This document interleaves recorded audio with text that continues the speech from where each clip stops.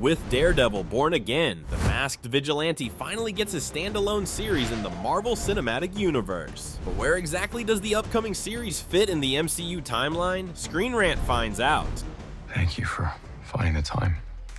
Even before the first trailer of Daredevil Born Again dropped this year, lead actor Charlie Cox already gave an idea about the show's potential timeline. In an interview with Empire magazine in November 2024, Cox clarified that Born Again is essentially a continuation of the original Netflix series. So, the events of the new series are set a few years after season 3 ended. This gap of a few years already showed Charlie Cox's Matt Murdock taking on side quests like legally representing Peter Parker in Spider-Man No Way Home and fighting alongside She-Hulk and She-Hulk, Attorney at Law. But the spirit of Daredevil and the other Marvel Netflix series will still carry on in Born Again. As Cox told Empire, a lot of the history follows on. The relationships and dynamics set up in the previous season still exist. Judging from the first trailer, Daredevil Born Again is probably set sometime around early 2026. This is because it chronologically builds up from the events of Hawkeye and Echo. While Daredevil appeared in a flashback in Echo, these two series played a major role in introducing Wilson Fisk to the MCU timeline. Not counting Netflix's Daredevil, the crime lord known as Kingpin made his MCU debut with Hawkeye, in which we learn of a personal connection between him and Echo. This connection is further fleshed out in Echo, in which he serves as the main antagonist. But by the end of Echo, Fisk is shown to be interested in running in the New York mayor elections. Daredevil Born Again builds directly from these events, with Fisk becoming the city's mayor-elect. Hawkeye was set during Christmas 2024, with Echo following right after in 2025. Judging by this timeline, it's possible that Fisk became mayor in the same year.